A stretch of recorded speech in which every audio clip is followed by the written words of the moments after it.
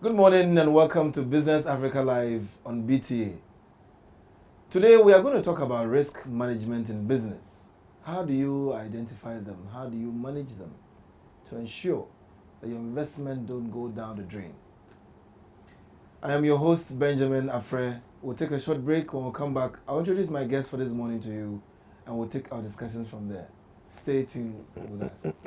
Looking for a venue for your wedding reception, conferences and retreats, outside catering, recreation? Look no further than Coconut Grove Beach Resort Hotel, located in Elmina. Coconut Grove Hotels, memories worth repeating. Welcome back.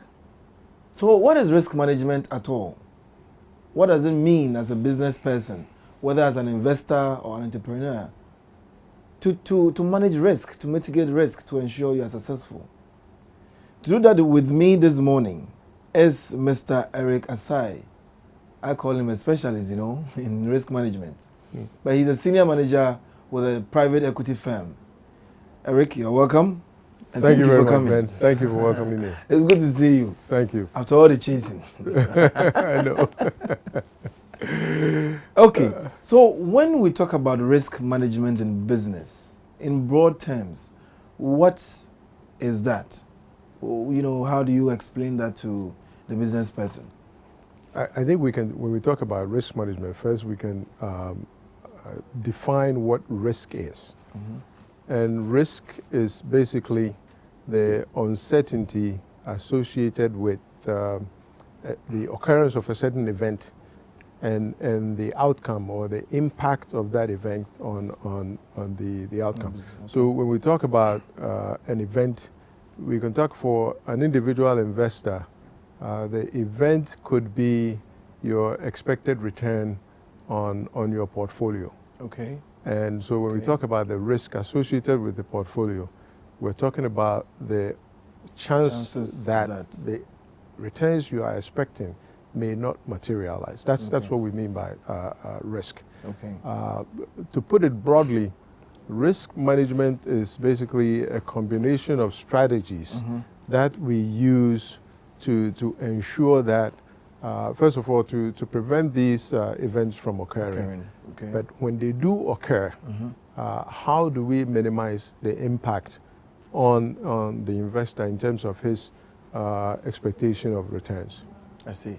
So if you take a typical business, let's take, for example, a construction, company. Mm-hmm. What kind of risk, for example, can they identify?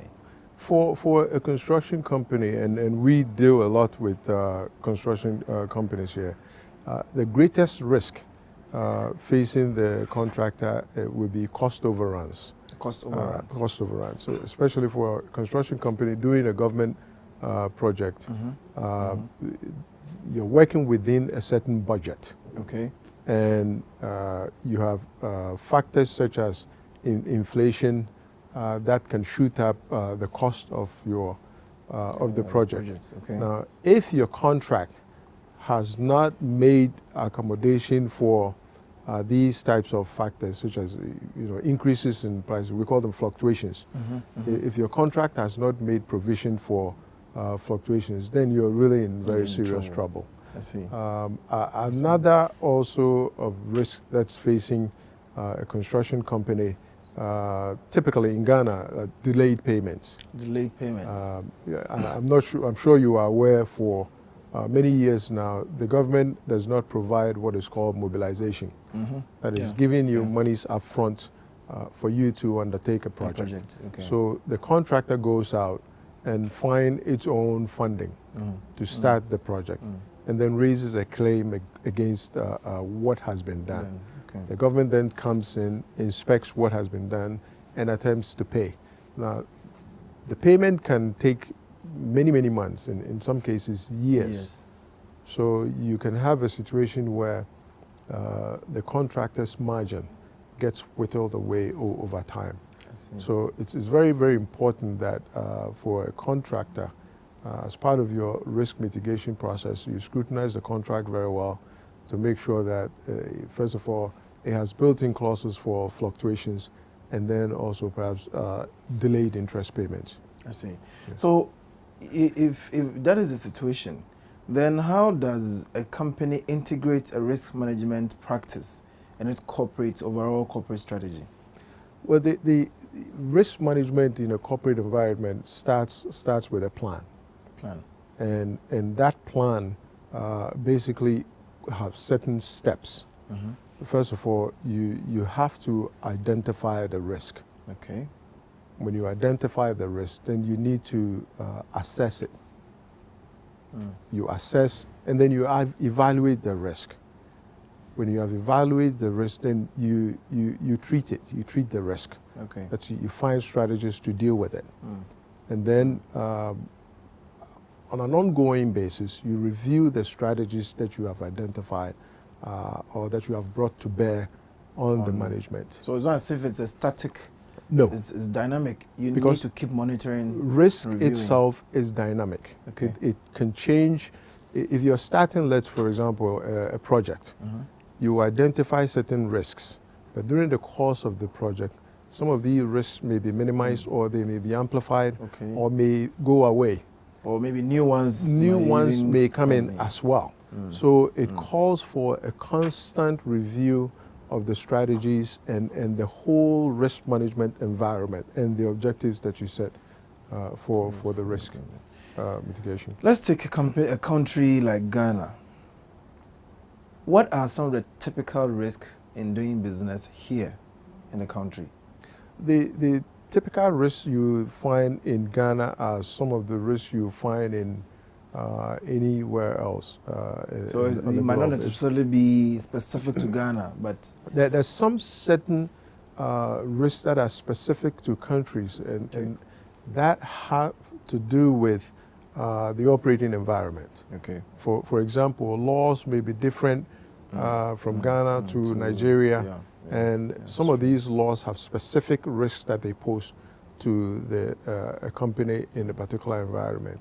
And so you would find that for multinational corporations, they have different professionals who specialize in certain countries, and they provide risk. Other companies, very well-to-do multinational companies have consultants. They may have their own risk management group, but they also rely on consultants, international consultants, to provide these kinds of risk measures for them. I see.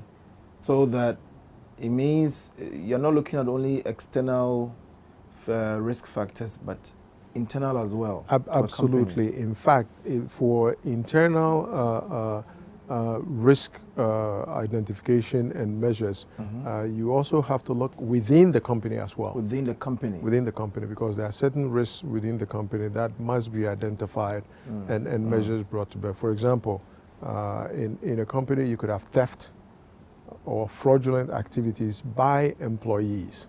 Okay. And so, and especially for financial institutions, you could have employees creating accounts for themselves or for third parties, and those accounts are then used as conduits to siphon monies out of the companies. So it calls for very strong internal control measures and a very strong auditing group. For most companies, audit is a big part of the risk management processes. Yes. But if you come to a country like Ghana, we have almost 70% of the productive sector in the SMEs, the SME segment. But then it doesn't look as if auditing, preparation of accounts or keeping of accounts is that important to them. Right. What impact does such a thing have, even if you're looking at the general economy? What are some of the impacts of some of these things on the economy? In fact, that's exactly the reason why business failures is so high in Ghana. I see. The kinds of services that you're talking about, they are specialized services that requires resources outlay by these small enterprises. But these are enterprises that by and large have very little cash flows. So to ask them to spend money on a consultant or to hire an accountant or a bookkeeper to do their books to them is a tall order. Yeah. Very, very difficult for them to. But sometimes also the appreciation for how these types of services can impact the services is also not there.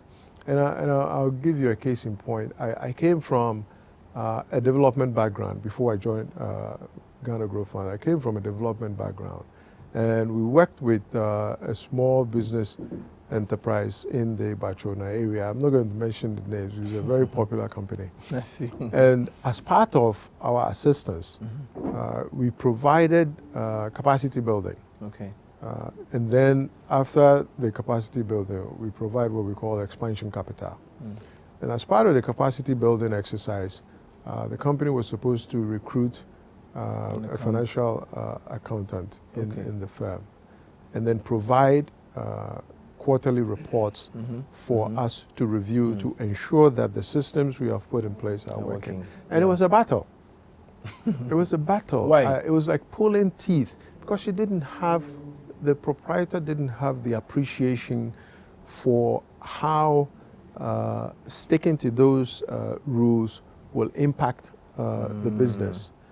But eventually, the proprietor came around and in the end realized that one of the employees had been siphoning monies out of the company. Wow. So if that appreciation is not there, that kind of fraudulent activity within the company can go on for years. Without anybody noticing. And it's a major contributory factor to business failures in Ghana. But then if you look at, sometimes the consideration is that maybe it's expensive to get an auditor, maybe a professional person to be a bookkeeper or an accountant for a company.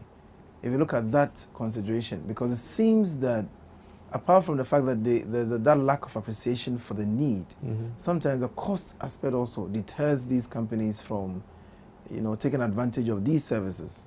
Absolutely. The cost is a factor. As I mentioned earlier on, a lot of these enterprises have very little cash flows, or they have borrowed from banks at very high rates. So to ask them to take monies and put it in areas where it's not part of their core productive activities is very, very difficult. But on the other side also, the cost is very expensive as well. If you're looking for a very well qualified accountant or accounting firm that can help you put in place a financial management system, they don't come cheap. Well, they don't come cheap. So you have to spend some money there, and that's very difficult for some of these enterprises. So what we did at my previous place of employment, and it was called the United States African Development Foundation. Okay. We provided funding to pay for these types of services so that the entrepreneur does not have to take monies out of its own internally generated funds. So you were helping them with funding, but Absolutely. you also had to pay for Yes. some of these services. Yes, because what we wanted to do was to help grow businesses. I see. But when you diagnose the business, when you do analysis of the company, you realize that there are certain areas where the business is lacking strength. So you build their capacities up. Okay. And then after you have built the capacity up, strengthen them, then you go in with larger funds of money to help them expand.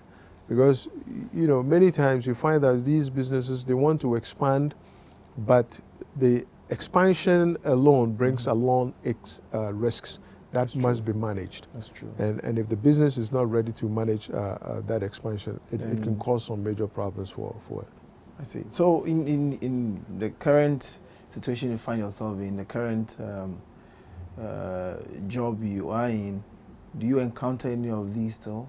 We still encounter some of these problems. We have contractors, some of them are growing and need help. So it's a coaching many times we find ourselves providing coaching services to them in terms of how to manage their businesses. You will find a contractor who is doing a multi-million-dollar project but does not have an accountant. Wow. He's managing everything from his pocket. So what we have done with a few of them is to try to encourage them, set up offices, have people in there who will manage, especially the financial side. How much money you put into renting equipment, how much money you put into labor. All of those costs must be identified.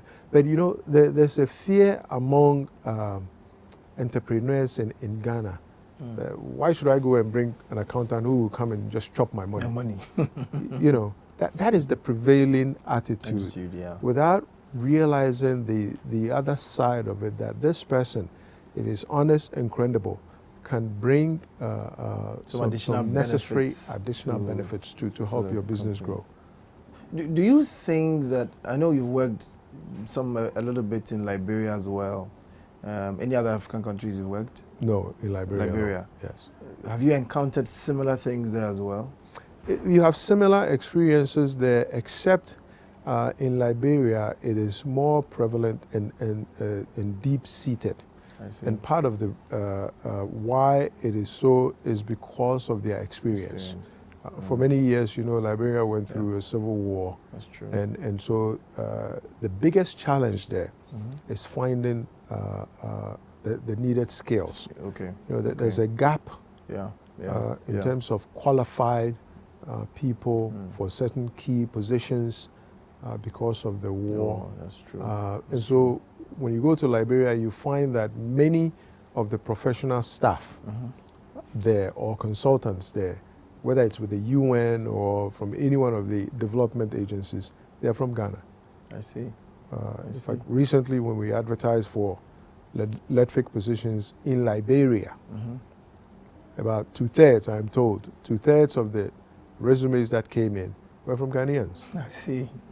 I see. You know, so Liberia has a very particular problem having to do with the gap that was created because of the civil war. But do you have, or would you, in terms of their attitude towards things like that, compared to that of Ghana, do you have similarities, or maybe they are more acceptable to the fact that you need probably an accountant, just that they don't have?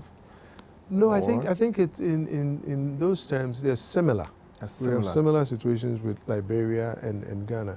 But you see, Ghana has businesses in Ghana are slightly larger.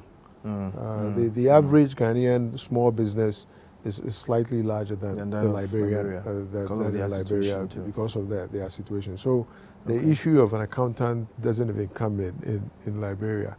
Most of them, again, you find are doing basically trading, buying and selling. And so that issue that does not play there. But you see, they are working very fast. They are learning. And I see. If the trend in Ghana continues, I can see a situation where 5-10 years from now, Liberia may catch up very, very quickly. Yes. I see. We are talking about risk. We've dealt with it at the corporate or the global level. Now, if you take a company, is it important, is it necessary that they get everybody in their company involved in terms of risk management? Or you think that it should be driven by the top people alone? It has to be driven from the top. But absolutely everyone must be conscientized about the need to manage risk. But absolutely, it has to start from the top, and management must drill it down so that every single person, because in any department within every company, there are risks in any department. And so to that extent, everyone in the organization must be part of the risk management process. I see. But then, if you take a typical Ghanaian organization like you deal with, you realize that sometimes even the top person or the top people are not that risk aware. It's just about probably the bottom line. How do we make revenue, just expenses, those kind of things. That awareness doesn't seem to be there, is it? That awareness is not there, and it's partly due to lack of education, basically, or an understanding of risk management. I think the average business person knows the risk without even becoming conscious of it. So during the course of running the business, there are certain practices that the person may engage in that may end up minimizing or mitigating the risk, but in a formal sense, it has not been formalized in the organization. Yes. Let's take a quick break. We'll be back.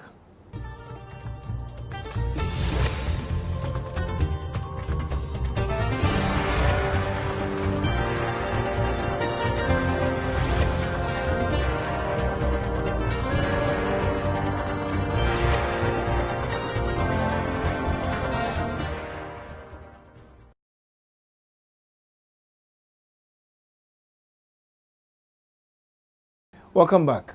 So we're talking about people in the organization getting to know about risk and being aware. How do you do that? How do you get everybody involved in this whole risk awareness, risk management bit? How do you do that? It all starts in the development of the risk management plan. A risk management plan. Every organization must have a risk management regardless plan. of whatever type of business you are in. Absolutely. You must have a risk management plan. Okay. You see, most businesses run on business plans. You develop a business plan and you try to execute the business plan. Yeah. And the business plan is built on certain assumptions. There are changes in the business environment that may invalidate some of these assumptions. Okay. That is a risk that a business must deal with. I see. So to that extent, anyone who is involved in the execution of the business plan must be risk aware. Okay. It's a must. Anyway, so from the board of directors through to the last person Absolutely. On the ground. Absolutely. And the board of directors, as you know, are big on risk management because of their fiduciary responsibility. Yeah. And so most boards would have a risk management committee or a finance committee, So That's true. yes, That's absolutely. True. So let's take a small startup company that is coming up. What would be a typical advice to such an entity? Maybe there's a few young guys coming up. They want to set up a technology business. What kind of advice, coming from a risk management angle, what sort of advice would you give to such an entity? For a small entity, a startup, the greatest risk facing a startup is the risk of failure. Risk of failure, yes. And that may come as a result of inadequate capitalization to begin with. And then also an inability to assess the market. You assess the market before you come in. But then if your assessment is wrong to begin with, then you are doomed to fail. So for a business like that, first of all, you must have the needed capitalization, the right product, and then you must have a very keen understanding of the market, who the players are, and the competition, and where you stand or where you are coming in that environment. So very, very key. So finally, how would we identify risk, whatever it is? How do you mitigate such a risk? For example, your assumption is that prices will go up maximum 20%. And then it goes up to 35%. In a typical situation, let's take your construction people, for example. So he plans that he knows a bag of cement will cost him X amount. it knows that within a certain time frame, it will go about 10%. And then, unfortunately for him, it jumps up to about 30%. In such a situation, what would the typical advice be? What would be the typical manner to mitigate such a risk? In general terms, there are a number of strategies to use in managing your risk. You can have risk transfer, where you can buy, let's say, an insurance policy against the risk. Or you can share the risk by getting into a joint venture with another company. Or you can avoid the risk entirely by not. In certain situations, yes. If the risk is so high that its impact on the business can spell doom. Then you avoid carrying out the activity that would cause the risk to come about. But specifically for a construction company, as I mentioned earlier on, you start out with your contract. Your contract. And the bill, most construction companies work on bill of quantities.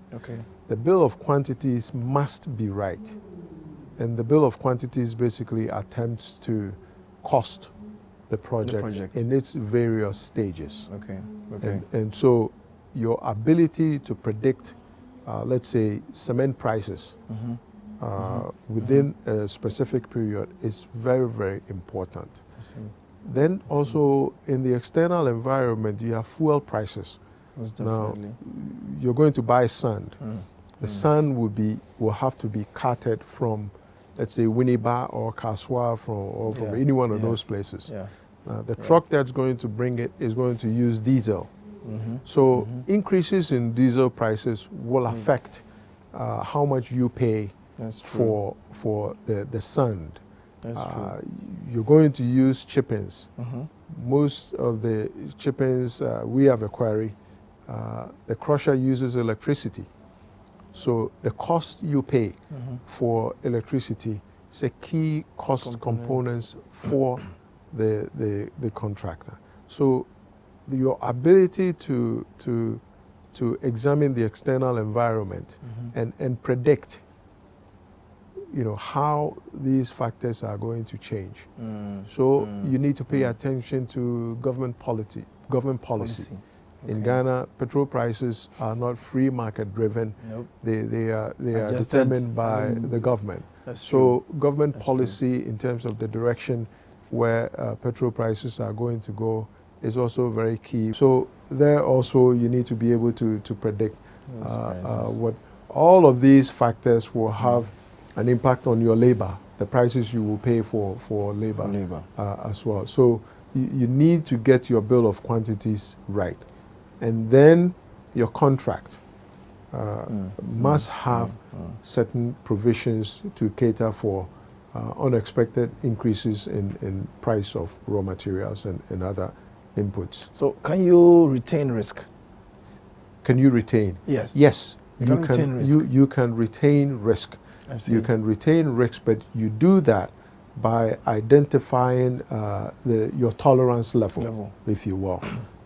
And here there are certain tools such as a risk matrix where you will identify the risk and you identify the consequences of the risk and how it impacts the company. And so tools like that can be used to do risk retention. So that means risk in itself is not a bad thing? No, risk in itself is not a bad thing. For example, for a business, if your competitor goes out of business, that is an opportunity for you. But your ability to respond to that competitor going out of business, because obviously if your competitor has gone out of business, you may want to take advantage of the market that the competitor is occupying. But do you have the resources in terms of human capital, the finances, the capacity, whether if you're doing manufacturing?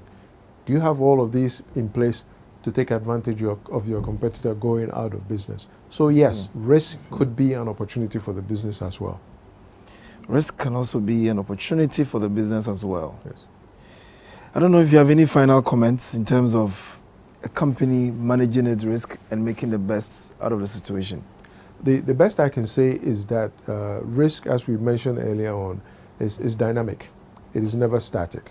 So there must be ongoing review of the strategies that have been put in place to manage the risk. Then there must be continuous communication between the various stakeholders within the organization and outside of the organization. Remember, you may have shareholder expectations. That's true.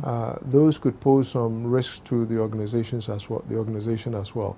So it's a continuous process or an ongoing process that must engage all of the stakeholders within and without the organization. Well, so risk in itself is not a bad thing. It is about how you manage it, how you use it to your advantage. Eric, thanks very much. Thank you very much, Ben. Thanks for taking having your me. time, man. Thank you.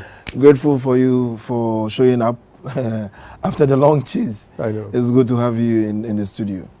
So risk in itself is not a bad thing, as Eric has told us this morning. It's about how you use it to your advantage, how you're able to mitigate it so they can achieve the aims for which you set up your business. It's good having Eric on the show, and I thank him very much for joining us this morning. We are hoping that today will not be the last day, but we can get him some more other time as well, hopefully. I hope not. That has been our show for this morning. Stay tuned in. Keep enjoying the programs on Business Africa Live. I've been your host for this morning, Benjamin Afre. Have a good day.